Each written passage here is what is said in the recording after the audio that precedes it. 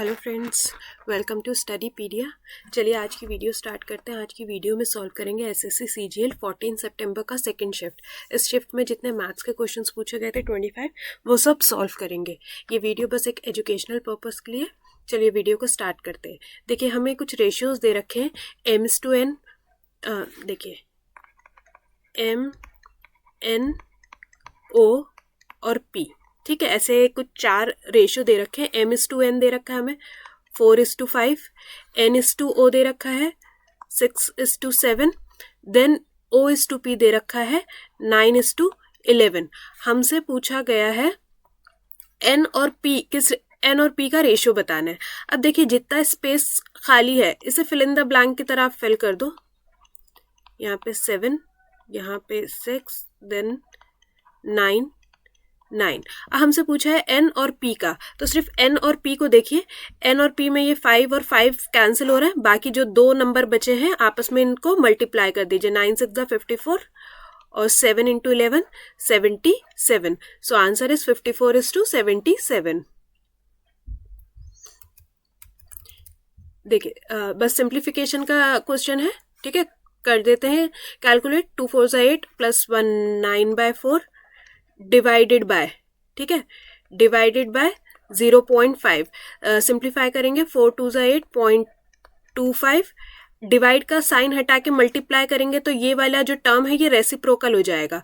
तो 0.5 का अगर मैं डेसिमल हटा दूं तो ये हो जाएगा 10/5। इसका डेसिमल हटा देते हैं। ठीक है, तो 5 1 ज़ा 5, 5 4 ज़ा 20 और 5 5 ज़ा 25। So answer will be 4.5। 10 है तो डेसिमल लगा देंगे। चलिए नेक्स्ट क्वेश्चन देखते हैं। वो कह रहा है what should be subtracted from. ये जो नंबर्स है इसमें से क्या सब्ट्रैक्ट किया जाए जो so that the remaining number में बी प्रोपोर्शनल। तो जो नंबर्स हैं बाकी के वो क्या हो जाए, प्रोपोर्शनल हो जाए, समानुपातिक हो जाए। तो देखिए कुछ घटाते हैं। 10 - x अपॉन में 12 - x इज इक्वल्स टू में 13 - x अपॉन में 16 - x। बेसिकली हमें यहाँ पे x का वैल्यू बताना है। तो क्या करेंगे, इन्हें आपस में क्रॉस मल्टीप्लाई करेंगे। 160 माइनस का 10x माइनस का 16x और ये प्लस का x² इज इक्वल्स टू में 13 × 12 156 माइनस का 13x माइनस का 12x और प्लस का x²। अब ये x² से कैंसिल हो जाएगा। ठीक है, ये 156 था। ठीक है, तो देखिए 160 और 146 को आपस में माइनस करेंगे तो 4 रह गया। और देखिए ये माइनस माइनस प्लस हो जाएगा। ठीक है ना, माइनस माइनस प्लस, ये हो गया 26x यहाँ पे, और यहाँ पे कितना हो जाएगा 25x। तो दोनों का आपस में माइनस करेंगे तो x का वैल्यू हमारे पास 1 आ जाएगा। तो x का वैल्यू कितना आ गया 4। ठीक है ना, समझ में आया। ये 16x और ये इधर सॉरी 26x और ये यहाँ पे कितना रह गया 25x। अब जब मैं एक जगह लेके आऊंगी तो ये क्या हो जाएगा, सिर्फ x रह जाएगा ना। तो ये x और ये आपस में माइनस करके x का वैल्यू 4। तो हमें x का वैल्यू चाहिए था तो आ गया 4। अब अगला क्वेश्चन पूछा गया है इफ 45% ऑफ अ नंबर। हमें नंबर नहीं बताया, हम x मान लेते हैं। x का अगर हम क्या करें 45% करें, 45% of a number is 0.9 more than 30% of it. 30% करके उस नंबर का क्या करना है 0.9 उसमें प्लस करना है। तो हमें बताना है व्हाट इज द नंबर, हमें x का वैल्यू बताना है। तो ये हो जाएगा 0.45x इज इक्वल्स टू में 0.30x प्लस में 0.9। ठीक है, 0.30 इधर ले आएंगे, 0.15x इज इक्वल्स टू में 0.9। x का वैल्यू बता देते हैं 0.9, 0.15, डेसिमल हटाते हैं 100 और यहाँ पे आएगा 10। देन 3 3 ज़ा 9, 3 5 ज़ा 15, 5 2 ज़ा 10। तो कितना आ गया, नंबर क्या था 6। नेक्स्ट देखते हैं। देखिए वो कह रहा है Sohan started a business. Sohan एक व्यवसाय को शुरू करता है और कितने लगाता है 90,000। तो सोहन ने स्टार्ट करा 90,000 के इन्वेस्टमेंट के साथ। वो कहता है आफ्टर 5 मंथ, मतलब 5 महीने गुजर जाने के बाद रोहन क्या करता है, ज्वाइन करता है। दूसरा पार्टनर है रोहन। अगर 1 साल के कितने मंथ गुजर गए, 5 मंथ गुजर गए, तो हम मान लेते हैं रोहन काम करेगा अगले 7 महीने। ठीक है, अब वो कहता है आफ्टर 3 मंथ, मतलब इस 5 के 3 महीने के बाद, 8 महीने गुजर जाने के बाद सोहन ने क्या करा, 30,000 रुपए अपने निकाल लिए, ठीक है ना।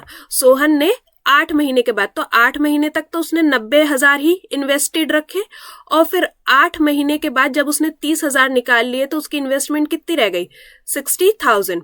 तो 8 महीने गुजर गए तो ये 60,000 इन्वेस्ट कितने टाइम तक रहेगा, 4 महीने तक। अब बस यही हमसे उसने पूछा है उनका प्रॉफिट शेयरिंग रेशियो क्या है, ठीक है। इसको रेशियो में ले आते हैं। देखो 40 यहाँ भी है, 40 इस टर्म में भी है, 40 इस टर्म में भी है, कैंसिल कर दिए। 3 3 ज़ा 9, 3 2 ज़ा 6, और ये हो जाएगा 3 5 ज़ा 15, तो 3 7 5 ज़ा 35, ये हो जाएगा 4 2 ज़ा 8 प्लस 3 8 ज़ा 24, ठीक है ना। तो और ये कितना हो जाएगा, 8 4 ज़ा 32, तो प्रॉफिट शेयरिंग रेशियो कितना आ जाएगा, 32:35। चलिए क्वेश्चन देखते हैं। वो कह रहे हैं दो व्यक्तियों ने, 2 इंडिविजुअल ने, ए और बी रेंट करा एक पैस्चर को टुगेदर, एक चारागाह को उन्होंने किराए पर लिया। उसके अंदर उसने बोला है ए हैज 18 हॉर्सेस। देखो जो चारागाह उन्होंने किराए पे ली थी उसके अंदर ए के पास जो जानवर हैं वो क्या है, ए के पास हॉर्स है, और कितने हॉर्स हैं, 18 हॉर्स हैं, जो 4 महीने तक उसके अंदर खाना खाएंगे, मतलब 4 महीने तक उस पैस्चर को, उस चारागाह को इस्तेमाल करेंगे, कंज्यूम करेंगे, हॉर्स है। और बी की बात करें, बी के पास क्या है, बी के पास काउ है, कितनी, 24 काउज हैं फॉर 6 मंथ, और फिर क्या है, शीप्स हैं, कितने, 36 शीप्स हैं फॉर 4 मंथ, ठीक है। आगे वो क्या बोल रहा है, 3 हॉर्सेस किसके बराबर हैं, 6 काउस के, और 4 काउ बराबर हैं किसके, 8 शीप्स के। और हमसे क्या पूछा गया है, what amount of rent should ए पे, ए कितना रेंट पे करेगा। अब देखिए ए उतना ही रेंट पे करेगा जितना उसका जानवर उस चारागाह को कंज्यूम करेंगे, उस चारागाह में से जितना चारे को वो चरेंगे, ठीक है। तो वो कैसे निकलेंगे, अब देखो ए के पास हॉर्स है, बी के पास काऊ और शीप है। अब या तो सबके पास काऊ होनी चाहिए, या सबके पास शीप होने चाहिए, या सबके पास हॉर्स होने चाहिए, तभी आपको पता चलेगा कि किसके जानवर ने कितना खाया, क्योंकि हर जानवर की डाइट क्या होती है, अलग होती है। तो देखो हम सब कुछ क्या करते हैं, काऊ की टर्म के अंदर कन्वर्ट कर देते हैं। तो एक हॉर्स किसके बराबर है, 2 काऊ के, ठीक है।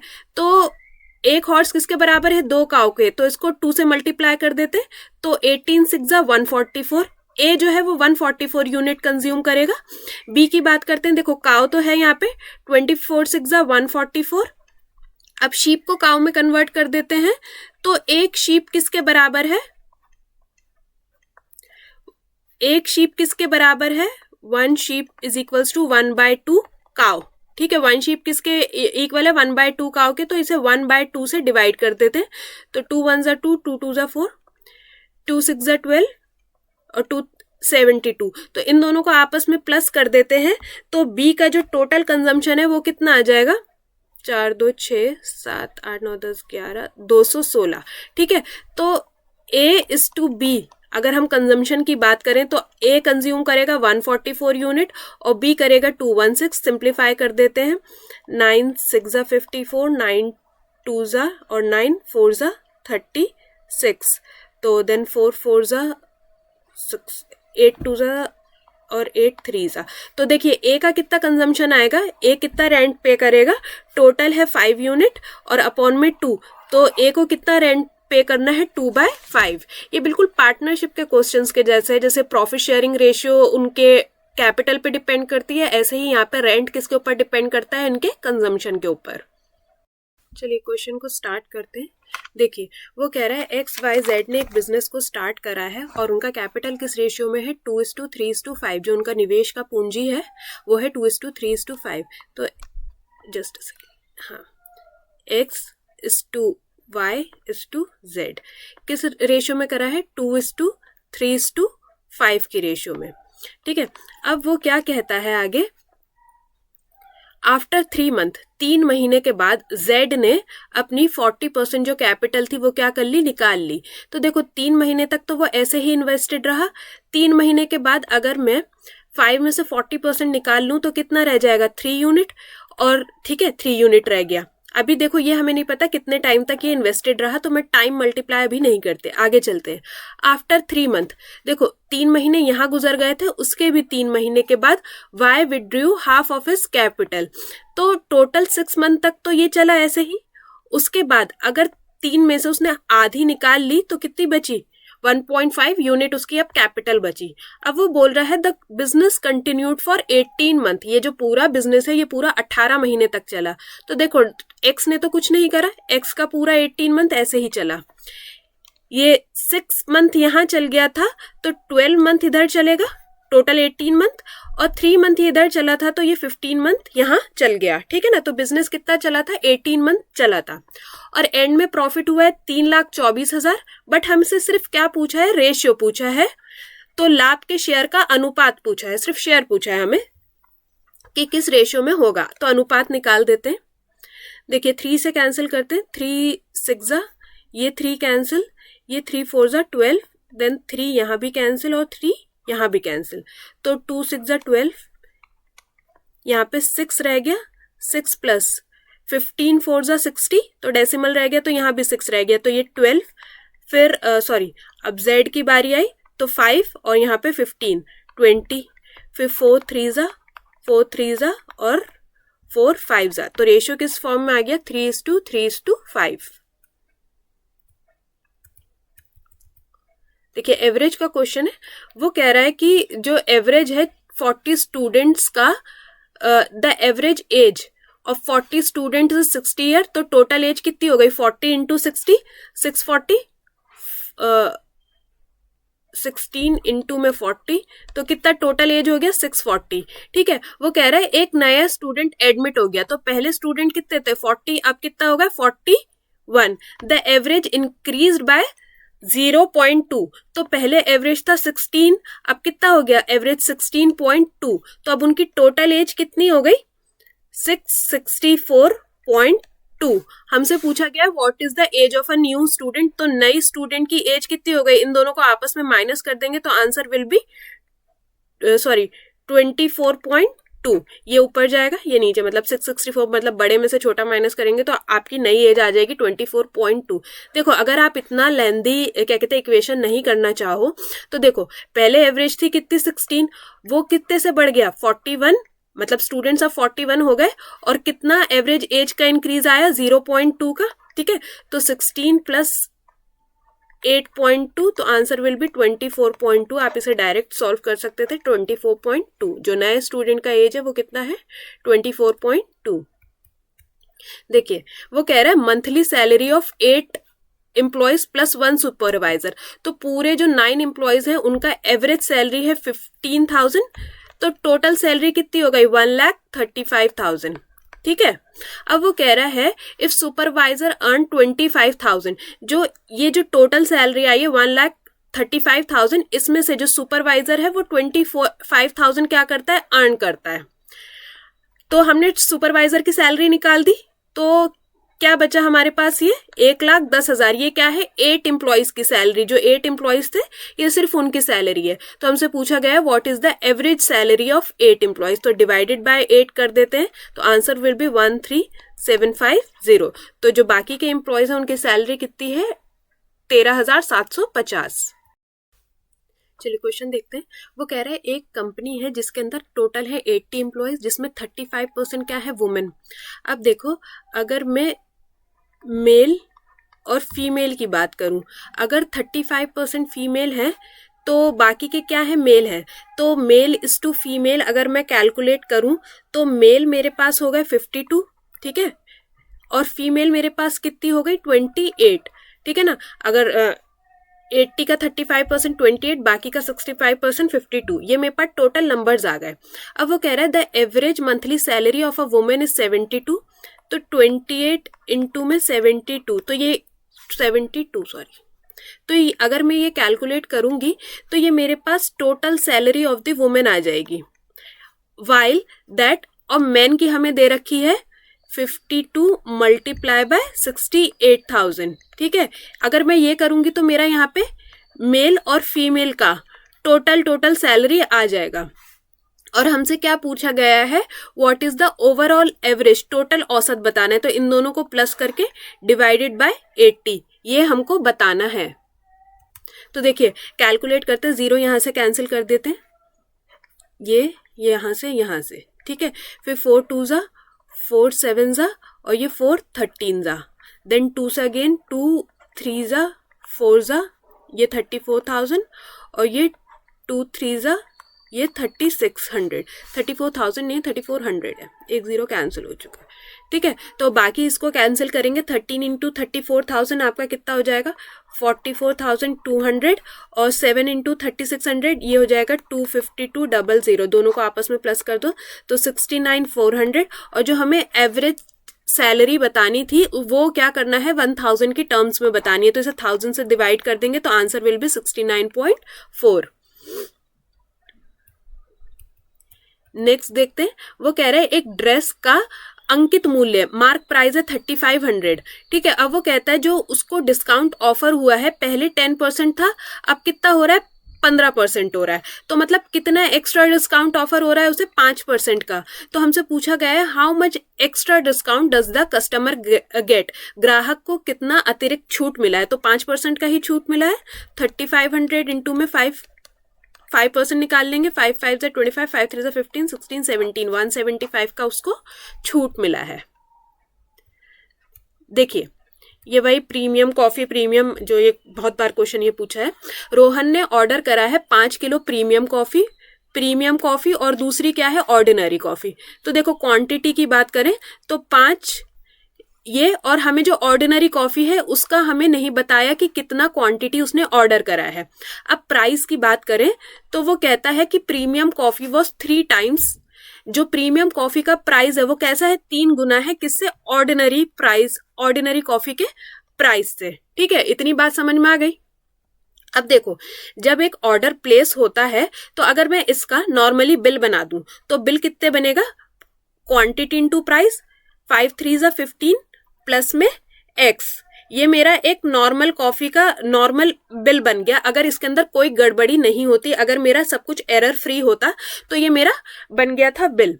अब वो क्या कहता है, when the order was delivery के टाइम पे it was found that the quantity of a premium and ordinary coffee has been swapped. अब वो कह रहा है कि जो दोनों की क्वांटिटी थी वो क्या हो गई, स्वैप हो गई, मतलब एक्सचेंज हो गई। अब एक्सचेंज होने का क्या मतलब है, जो इसकी क्वांटिटी और प्राइस है वो क्रॉस मल्टीप्लाई हो जाएंगे। तो अब बिल क्या बनेगा, 5 प्लस में 3x, ठीक है ना। अब वो क्या कह रहा है जब वो क्वांटिटीज आपस में स्वैप हो गई, जो एरर हो गया उसके अंदर जो गलती हो गई, उसके बाद क्या हुआ, बिल क्या हो गया, इंक्रीज हो गया, बढ़ गया 40% से। जो ये बिल था अगर मैं इसका 140% कर दूं, मतलब 40% से बड़ा है, तो वो किसके बराबर आ जाएगा, इसके बराबर आ जाएगा, ठीक है। समझ में आया। तो बस इसको कैलकुलेट करते हैं, और हमसे क्या पूछा गया, what is the ratio of original quantity. ये जो ओरिजिनल क्वांटिटी है 5:x, हमें x का वैल्यू निकालना है, देन इसे रेशियो में कन्वर्ट कर देना है। 7 जा 5 जा 15 7 जा 105 प्लस में 7x इज इक्वल्स टू में 25 प्लस में 15x, ये हो गया 8x इज इक्वल्स टू में 8x इज इक्वल्स टू में ये हो जाएगा 80। तो x का वैल्यू मेरे पास कितना आ गया, x का वैल्यू आ गया मेरे पास 10। बस इनका रेशियो बताना है, तो 5:10, तो 1:2, ऑप्शन नंबर ये जो भी था 3, तो 1:2 की रेशियो में उसे ऑर्डर किया गया था। हाँ, अब वो कह रहा है एक जो अमाउंट था वो 2 साल के अंदर इतना हो जाता है और 3 साल में इतना हो जाता है, डिटरमाइन द इंटरेस्ट। जब भी कुछ नहीं बताया गया हो, चक्रवृद्धि ब्याज अगर होता है तो मेंशन होता है, हमेशा कंपाउंड इंटरेस्ट की बात होती है तो मेंशन होता है। जब कोई ब्याज मेंशन नहीं है तो ये सिंपल इंटरेस्ट है, साधारण ब्याज है। तो देखिए इन दोनों का डिफरेंस कितना हो जाएगा, अगर मैं इन दोनों का डिफरेंस कैलकुलेट कर दूं तो 640, ठीक है ना। 640 मतलब 6400 से बढ़ के ये कितना हुआ था, 7040, तो इंक्रीज कितने का आया था, 640 किसके ऊपर आया था, और मल्टीप्लाई बाय 100, तो कैलकुलेट कर लेते हैं तो कितना परसेंट हुआ, 10% का इंक्रीज आया। देखिए वो कह रहा है एक बुक सेलर क्या करता है, 10 पेन बेचता है फॉर 300, 10 पेन वो बेच देता है 300 के। Doing so he incurs a loss to the cost price of 4 pen. जब वो 10 पेन बेचता है तो उसे कितने का घाटा हो जाता है, 4 पेन का घाटा हो जाता है। तो हमें लॉस परसेंटेज बताना है। तो देखो इसके अंदर हमें रेट का कुछ नहीं करना, ना सेलिंग प्राइस ना कॉस्ट प्राइस का। बस आप एक बात समझो, जब वो 10 पेन बेचता है तो उसे 4 पेन का क्या हो जाता है, नुकसान हो जाता है। तो बस हमें लॉस परसेंटेज बताना है। तो 4/10, ठीक है, 2 2 ज़ा 4, 2 5 ज़ा, और मल्टीप्लाई बाय 100, 5 2 ज़ा, तो कितने परसेंट का लॉस हुआ उसे, 40% का लॉस हुआ। बस यही हमसे इसने क्वेश्चन में पूछा था। चलिए नेक्स्ट क्वेश्चन देखते हैं। वो कह रहा है एक fruit seller buy 3 variety of mango. उसने 3 वेराइटी खरीदी है मैंगो की। एक खरीदी है, 4 मैंगो खरीदे हैं 10 रुपए के। 4 मैंगो अगर 10 रुपए के खरीदे हैं तो एक मैंगो कितने का खरीद लिया उसने, 2.5 का। ठीक है, फिर दूसरा उसने खरीदे 5 खरीदे हैं 12 के, तो एक कितने का खरीदेगा, 2.4 का। और फिर उसके बाद 2 खरीदे हैं कितने के, 5 रुपए के, तो एक कितने का खरीदा, 2.5 का। अब वो कहता है उन्हें मिक्स कर दिया किस रेशियो में, 2:3:1 की रेशियो में। और अगर जब मैंने मिक्स कर दिया तो मिक्स करके इनका कॉस्ट प्राइस कैसे निकलेगा, 6, मतलब डिवाइडेड बाय 6, मतलब जो रेशियो का सम होता है करते हैं। तो देखो पहले मैं इसका कॉस्ट प्राइस निकाल लेती हूँ। तो ये हो गया 5 + 7.2 प्लस में 2.5 डिवाइडेड बाय 6, तो ये हो जाएगा 14.7 डिवाइडेड बाय 6। तो कितने का एक बेचा, 2.45 का। ठीक है, सॉरी बेचा नहीं, ये उसका कॉस्ट प्राइस पड़ा एक मैंगो का। मिक्स करने के बाद जब कॉस्ट प्राइस निकालते हैं वो ऐसे ही निकलता है, पहले मतलब रेशियो से मल्टीप्लाई करके देन रेशियो, मतलब सम ऑफ द रेशियो से डिवाइड करा। तो अब ये हमारे पास कॉस्ट प्राइस आया एक मैंगो का। अब वो कहता है कि जब बेचने की बारी आई उसने क्या करा, 3 बेच दिए कितने के, 7 रुपए के। जब मैं 3 7 रुपए के बेचूंगी तो एक कितने का हो गया, 2.33। ठीक है ना। तो वो कह रहा है कि 2.45 की चीज उसने कितने में बेच दी, 2.33 में। तो उसे लॉस या प्रॉफिट का हमें परसेंटेज बताना है। अब अगर आप यहाँ ध्यान से देखो तो इतना तो समझ में आ रहा है उसे लॉस हुआ है। अब 2.45 और 2.33 के बीच में कितने का लॉस हुआ, 0.12। अब देखो ऑप्शंस के अंदर आओ, इसके अंदर लॉस परसेंटेज में सिर्फ ये 2 दे रखे हैं। एक या तो लॉस अप्रोक्सीमेटली 5% का है और अप्रोक्सीमेटली 6% का है। तो देखो कॉस्ट प्राइस का अगर मैं अप्रोक्सीमेटली पहले 10% निकालते हैं, अगर मैं इसका 10% निकाल लूंगी तो ये कुछ इतना हो जाएगा 0.24, ये 10% था। और इसका मैं 5% निकालें तो हमने इसका आधा कर दिया, तो 5% अप्रोक्सीमेटली कितना आ गया, 0.12। हमारा भी लॉस इतना ही हुआ था, 0.12। तो 5% से कैलकुलेट करना इजी था, तो हमने ऑप्शन के थ्रू इसको कैलकुलेट करके देखा 5% से। और अगर नहीं होता तो 6, अगर 5% से ज्यादा हो रहा होता तो हम 6% पे जाते। तो अप्रोक्सीमेटली लॉस कितना है, 4.76%। देखिए वो कह रहा है एक डीलर ने एक टेलीविजन का जो मार्क प्राइस था, अंकित मूल्य था, वो कितना रखा, 20% higher than the cost price. जो उसका कॉस्ट प्राइस था उससे 120% उसने क्या रखा, उसका मार्क प्राइस। और फिर उसके बाद डिस्काउंट दिया कितने का, 15% का। तो 85% की वैल्यू पे बेचा। फिर उसके बाद क्या कहता है, इतना करने के बाद उसे क्या हुआ, प्रॉफिट हुआ कितना, 300 रुपए।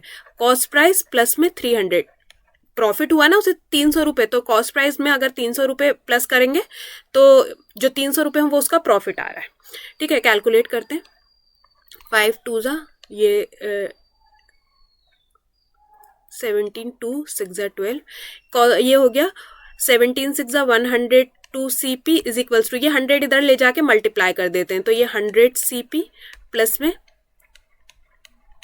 ठीक है, ये 2 CP इज इक्वल्स टू में 1 2 3 4। तो हमें कॉस्ट प्राइस ही बताना था, तो कॉस्ट प्राइस कितना आ गया, 15,000। ठीक है, कॉस्ट प्राइस कितना आ गया, 15,000। चलिए नेक्स्ट क्वेश्चन देखते हैं। वो कह रहा है एक मर्चेंट ने मार्क प्राइस रखा है एक अपने आर्टिकल का 25% ज़्यादा है कॉस्ट प्राइस से। अगर मैं कॉस्ट प्राइस का 125% कर दूं तो ये मेरा बन गया मार्क प्राइस। फिर उसके बाद वो क्या करता है, 2 डिस्काउंट देता है, 10% एक 90%। तो एक बार उसे पहले 90% का वैल्यू निकालता है, फिर उसके बाद अगेन डिस्काउंट देता है 80% का वैल्यू निकल आता है। फिर उसके बाद वो बोलता है जब वो इसको इस वैल्यू के ऊपर बेचता है तो उसको क्या होता है, लॉस होता है कितने का, 400 रुपये का। तो कॉस्ट प्राइस में से 400 रुपये कम कर दो, सॉरी 4,000 नहीं, ठीक है। तो ये उसका आ गया लॉस। हमसे क्या पूछा है, मार्क प्राइस का वैल्यू बताओ, ठीक है। तो देखो पहले कॉस्ट प्राइस निकाल लेते हैं, फिर कॉस्ट प्राइस का 125% करेंगे तो हमें क्या मिल जाएगा, मार्क प्राइस मिल जाएगा। तो 25 5 25 4 4 1 4 4 2 8 0, 2 0 से 2 0 कैंसिल, देन 5 2 10, 10 करेंगे तो ये 1 0 कैंसिल।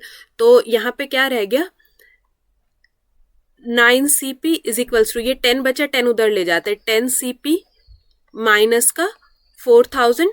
तो हमारे पास CP की वैल्यू कितनी आ गई, कॉस्ट प्राइस आ गया हमारे पास 4000, और हमें मार्क प्राइस बताना है। मार्क प्राइस क्या था, 125% अबव द कॉस्ट प्राइस। तो कॉस्ट प्राइस है 4000 मल्टीप्लाई बाय 125%, 25 5 25 4 देन, तो हमारे पास मार्क प्राइस कितना आ गया, 5000 रुपीज। Option number A. चलिए क्वेश्चन स्टार्ट करते हैं। देखिए क्वेश्चन स्टार्ट करने से पहले मैं आपको एक बात बता दूं, अगर आपके पास एक ड्रम है, उसके अंदर 2-3 मिक्सचर का आपका सोल्यूशन है, थोड़ा सोल्यूशन है, वो किस रेशियो में, एक मिक्सचर है जो है 2:3:5 की रेशियो में सपोज। अब इस सोल्यूशन में से आपने सोचा कि आप 50 लीटर निकाल लेते हो, तो ये जो आपने 50 लीटर्स निकाला है ये भी किस रेशियो में निकला होगा, 2:3:5। मैं बस इतना कहना चाहती हूँ, जिस रेशियो में आपके पास सोल्यूशन होता है, जब आप उसे रिमूव करते हो तो वो भी उसी रेशियो के अंदर ही क्या होता है, रिमूव होता है। तो वो कहता है कि एक ड्रम के अंदर है 3 केमिकल्स हैं, 3 केमिकल का ब्लेंड है, मिश्रण है, PQR नाम है केमिकल्स का, Q:R, ठीक है। P है किस रेशियो में, 3:5:2। हम मान लेते हैं इसके अंदर जो टोटल ब्लेंड था, टोटल सोल्यूशन था, वो कितना था, X यूनिट था, ठीक है। तो देखिए अभी क्वेश्चन में काम सिर्फ P और Q पे होगा, R पे नहीं होगा, तो हम R को कंसीडर नहीं करते, सारा कैलकुलेशन P और Q पे करेंगे। अब देखो अगर मैं देखूं तो P मेरे पास कितना है, 3 पार्ट है, टोटल कितना है, 10 पार्ट है ना, और X टोटल था X, तो X का 3/10 पार्ट मेरे पास P केमिकल है, और Q केमिकल कितना है, 5/10 ऑफ X, तो कितना है, X/2 पार्ट है मेरे पास Q का।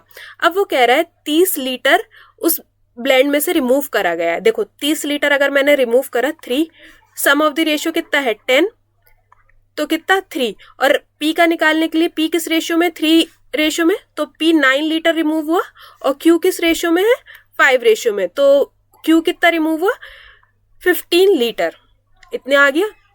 अब वो कह रहा है then 12 litre of chemical P, 12 litre chemical P और 8 लीटर केमिकल Q को क्या करा गया, पोर करा गया है इनटू द ड्रम, उनको डाला गया है, ठीक है। तो हमने ऐड कर दिया दोनों की क्वांटिटी। अब मेरे पास ये कितना आ रहा है, 3/10x प्लस का 3x है ना, ये P आ गया, और Q कितना आ रहा है, x/2 माइनस का 7, ठीक है। अब यहाँ मैंने x क्यों लगा दिया, ठीक है, ये आ गया मेरा P का वैल्यू और ये आ गया मेरा Q का वैल्यू। अब आगे वो क्या कह रहा है, if the resultant quantity of a chemical Q is 20 litre more than resultant quantity. अब देखो जब इनकी क्वांटिटी आएगी तो वो क्या कह रहा है, Q जो है वो 20 लीटर ज्यादा है। अगर Q 20 लीटर ज्यादा है और अगर मैंने P के अंदर 20 लीटर बढ़ा दिया तो P और Q क्या हो गया, इक्वल हो गया। तो 3/10x प्लस का 23 is equal to x/2 minus 7, ठीक है, समझ में आया। अब वो कहता है कि हमें क्या बताना है, initial quantity of the mixture, हमें x का वैल्यू बताना है। तो देखिए सॉल्व कर लेते हैं। ये हो गया 30 इज इक्वल्स टू में x/2 माइनस का 3/10x, then 30 is equals to 10, then ये 5x माइनस का 3x, ये हो गया 300 इज इक्वल्स टू में 2x। तो x का वैल्यू कितना आ गया, 150 लीटर। तो हमारे पास टोटल जो सोल्यूशन था वो x था, तो x की वैल्यू कितनी आ गई, 150। सो आंसर इज 150 लीटर उसके अंदर टोटल स्टार्टिंग में सोल्यूशन था। चलिए नेक्स्ट क्वेश्चन देखते हैं। वो कह रहा है राहुल ने कुछ पैसे बोरो करे हैं सिंपल इंटरेस्ट साधारण ब्याज पे, ठीक है, 5% करे हैं 3 साल के लिए। अब हमें नहीं पता कितना प्रिंसिपल उसने बोरो करा है, बट देखो 5% करा है कितने साल के लिए, 5% पे करा है 3 साल के लिए, फिर कुछ करा है, फिर 7% पे करा है कितने साल के लिए, 5 साल के लिए, और फिर 9% पे करा है प्लस 9% पे कितने साल के लिए, per annum for the 8 year beyond, मतलब 8 साल के बाद, और टोटल उसे साधारण ब्याज मिलता है 6,800 रुपए का, और कितने साल के बाद मिलता है, 10 साल के बाद। तो देखो पहले 3 साल करा था, फिर 5 साल, तो बाकी 10 साल के लिए कितने साल और ये वाला बोरो हुआ है, 2 साल के लिए, तो टोटल उसको साधारण ब्याज कितना मिला है, 6,800 रुपीज। ठीक है, तो हमसे पूछा गया है कि उसने कितना पैसा बोरो करा था, ठीक है ना। तो देखो कर लेते हैं, 3 5 15, तो 0.15 प्रिंसिपल प्लस 0.35 प्रिंसिपल प्लस में 0.18 प्रिंसिपल और इज इक्वल्स टू में ये बन गई इक्वेशन। तो ये हो गया 0.68 p इज इक्वल्स टू में 6,800। तो प्रिंसिपल का वैल्यू कितना हो जाएगा, ये 100 और ये डेसिमल हटाने का अगेन 100, तो प्रिंसिपल कितना उसने बोरो करा था, 10,000 रुपीज। ठीक है ना, समझ में आया ना कि पहले 3 साल के लिए करा, 3 साल के अंदर वो 5% पे करेगा, फिर 5 साल, अगले 5 साल में वो 7% का पे करेगा, और बाकी फिर 8 साल के बाद वो कितना परसेंट पे करेगा, 9%, और टोटल उसने बोरो करा था 10 साल के लिए, तो जो लास्ट वाला है वो 2 ईयर से मल्टीप्लाई होगा। नेक्स्ट क्वेश्चन देखते हैं। वो कह रहा है एक कोण, एक शंकु इस प्रकार है कि उसका आधार का क्षेत्रफल। अब देखो अगर कोण होता है तो उसके बेस में क्या होता है, सर्कल होता है, ठीक है ना। तो वो कह रहा है area of base, area of base हुआ पाई आर का स्क्वायर, ये किसके इक्वल है, ये इक्वल है किसके, लेटरल सरफेस एरिया के। लेटरल सरफेस एरिया मतलब कर्व सरफेस एरिया, पाई आर एल के इक्वल है, ठीक है। और वो बोल रहा है रेडियस अगर आर है तो हमें उसका क्या बताना है, स्लांट हाइट बताना है। तो देखो अगर ये दोनों इक्वल हैं तो इनके रेशियोज भी इक्वल है, तो मैं इसे रेशियो में ले आती हूँ, तो पाई से पाई कैंसिल, आर से ये आर कैंसिल, तो हमारे पास रेडियस किसके इक्वल में आ गया, एल के इक्वल में आ गया। तो यही हमसे पूछा था, स्लांट हाइट बतानी है, एल बताना है, तो एल किसके इक्वल है, आर के इक्वल है। देखिए वो कह रहा है एक स्क्वायर फील्ड है, एक फील्ड है स्क्वायर है, उसका एक साइड है 28 मीटर। अगर ये स्क्वायर में है फील्ड 28 मीटर, तो इसका एरिया कितना हुआ, 28 इंटू में 28, 784 यूनिट। ठीक है, इस फील्ड का पूरा एरिया कितना है, 784 मीटर स्क्वायर। अब वो कह रहा है it has a circular pond in a centre, इसके अंदर एक सर्कुलर पॉन्ड है, और उस पॉन्ड का एरिया दे रखा है हमें 616 मीटर स्क्वायर। हमसे पूछा है what is the area of the remaining field. अगर मैं इस स्क्वायर में से सर्कल माइनस कर दूं तो मुझे रिमेनिंग जो बाकी बचा हुआ फील्ड का एरिया है वो मिल जाएगा, तो मैं इन्हें माइनस कर दूंगी तो कितना हो जाएगा, 168 metre square. Option number second. देखिए वो कह रहा है if the height of a prism is increase by 50%, suppose पहले जो हाइट थी वो 100 थी और अब कितनी हो गई है, 150 हो गई है। तो और जो बेस है, बेस एरिया है वो कैसा है, सेम है। तो हमसे पूछा जा रहा है कि कितना परसेंटेज इंक्रीज हुआ है वॉल्यूम में। अब देखिए सबसे पहले आपको फॉर्मूला पता होना चाहिए, प्रिज्म के वॉल्यूम का फॉर्मूला क्या होता है, area of base multiply by height. अब वो बोल रहा है जो क्या चीज इंक्रीज हुआ है, उसका हाइट इंक्रीज हुआ है। हाइट क्या हो गई है, 100 से 150 हो गई है, और जो बेस है वो सेम ही है। तो बेस सपोज पहले भी सेम था और बेस अब भी बेस ही है। तो हमसे पूछा जा रहा है कि कितना वॉल्यूम क्या हुआ है, इंक्रीज हुआ है। तो वॉल्यूम क्या हो गया है, 100 से बढ़ के कितना हो गया, 150 हो गया, 100 से बढ़ के 150 हो गया। तो कितने परसेंट का इंक्रीज आया है, 50% का इंक्रीज। चलिए क्वेश्चन स्टार्ट करते हैं। देखिए स्टार्ट करने से पहले मैं ये आपको क्वेश्चन ना फिगर के थ्रू समझा देती हूँ, क्वेश्चन बहुत बड़ा है, समझ में आ जाएगा। अभी क्वेश्चन पढ़ेंगे तो देखो एक वॉल क्लॉक है जिसके अंदर एक कॉर्ड है जो 2 पॉइंट्स को कनेक्ट कर रही है, और जो उसका रेडियस है, वॉल क्लॉक का रेडियस हमें दे रखा है 20 सेंटीमीटर। ठीक है, तो ये जब इसे कनेक्ट करती है तो बोला जा रहा है ये जो ट्राइंगल है ये एक समबाहु त्रिभुज बनेगा या इक्विलेटरल ट्राइंगल बनेगा। ठीक है, इक्विलेटरल ट्राइंगल जब भी बनता है उसकी साइड्स कितनी होती हैं? हमेशा 60 डिग्री। ठीक है, अब अगर मैं ए बी सी ये पूरा ए बी ये पूरा कनेक्ट करके क्या बना दूं? एक सेगमेंट बना दूं, एक सेक्टर बना दूं। ठीक है, ए बी सी मेरा पूरा क्या बन गया? एक सेक्टर बन गया। यहाँ पे मैं लगाऊंगी एरिया ऑफ सेक्टर का फॉर्मूला, तो ये पूरा ए बी सी का मेरे पास एरिया निकल आएगा। फिर उसके अंदर उसे बोला गया है ये जो बी और सी है, ये बी से लेके सी तक ये जो कॉर्ड के नीचे वाला एरिया है, इसे क्या करा गया है? पेंट करा गया है।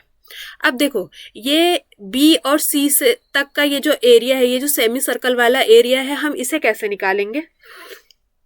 जो हमने एरिया ऑफ सेक्टर निकाला है ए बी सी, उसमें से हम क्या माइनस करेंगे? देखो एरिया ऑफ सेक्टर में से हम क्या माइनस कर देंगे? Area of triangle.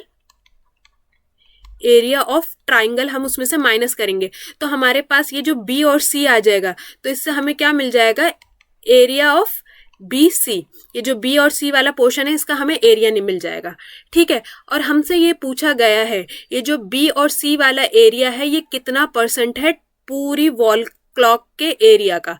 तो देखो वॉल क्लॉक का एरिया क्या होगा? एरिया ऑफ सर्कल निकालेंगे। एरिया ऑफ सर्कल के अंदर, ठीक है ना, तो हमें B C area of B C upon में एरिया ऑफ सर्कल करना है। इतनी बात आपको समझ में आ जाएगी। नहीं समझ में आई तो इसे 2 बार देखना, 3 बार देखना, समझ में आ जाएगा। तो बेसिकली हमसे पूछा गया है ये जो बी सी का एरिया है ये पूरी वॉल क्लॉक के एरिया का कितना % है। थोड़ा कैलकुलेटिव क्वेश्चन है, करना तो पड़ेगा। ठीक है, करते हैं। तो देखिए एरिया ऑफ सेक्टर निकालते हैं, हमें थीटा पता चल गया कितना है? 60 डिग्री। तो देखिए थीटा अपॉन में 360 डिग्री मल्टीप्लाई बाय पाई हमें बोला है कितना यूज करना? 3.14 मल्टीप्लाई बाय आर का स्क्वायर 20 इंटू 20। इसे पूरा कैलकुलेट कर देंगे। ये 2 0 से 2 0 कैंसिल, तो और ये 2 6 1 जा 6 6 जा, ये 3 जा, ये कैंसिल हो गया।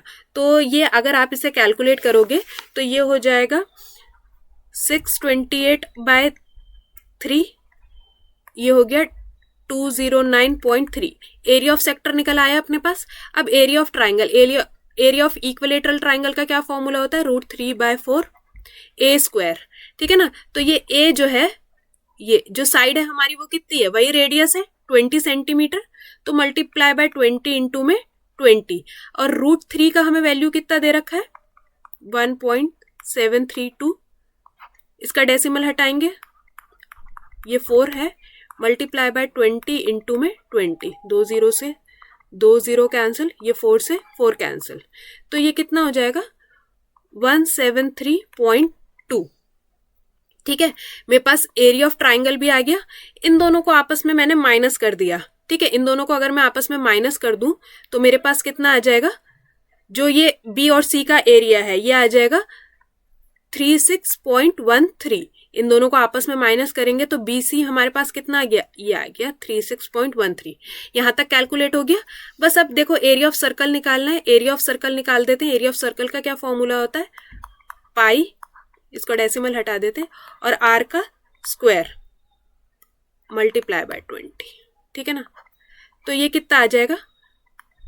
1256।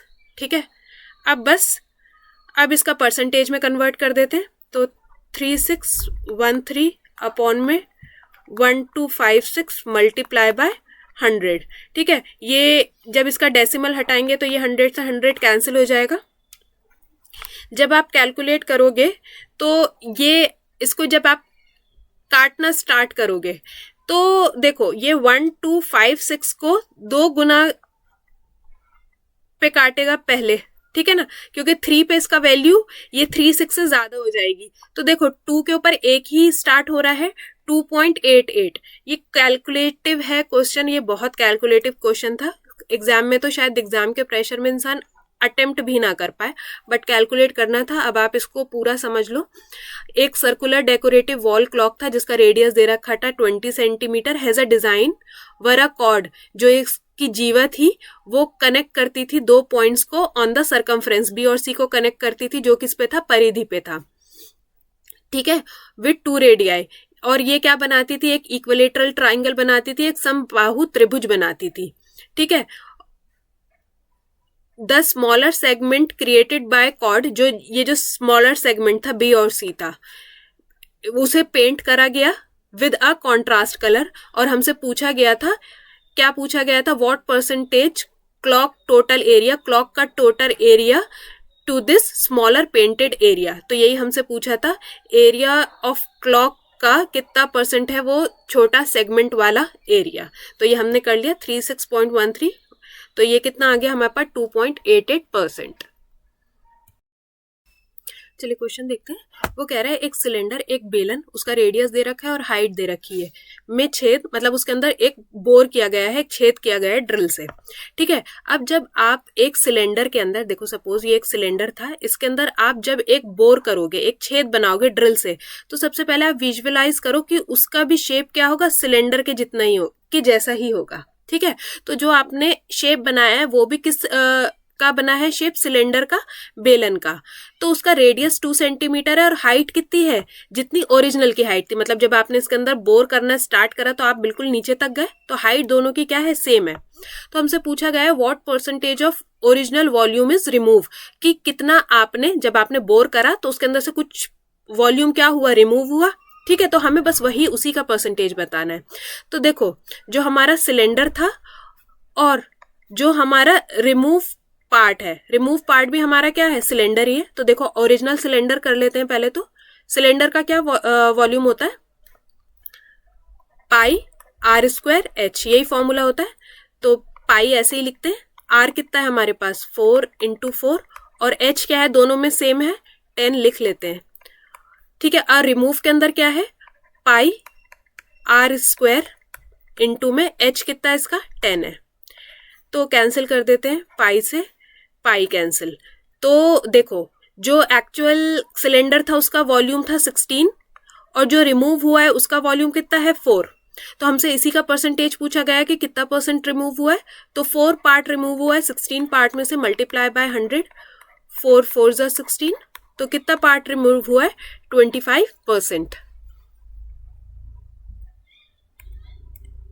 देखिए इसके अंदर हमसे पूछा है, हमें बताया है एक सर्कल के अंदर 2 सेक्टर बनाए गए हैं। देखो जब भी आप एक सर्कल के अंदर 2 सेक्टर बनाओ, 3 सेक्टर बनाओ, 4 सेक्टर बनाओ, ठीक है, उनका जो एरिया डिपेंड करता है किसके ऊपर करता है, उनके थीटा पे करता है।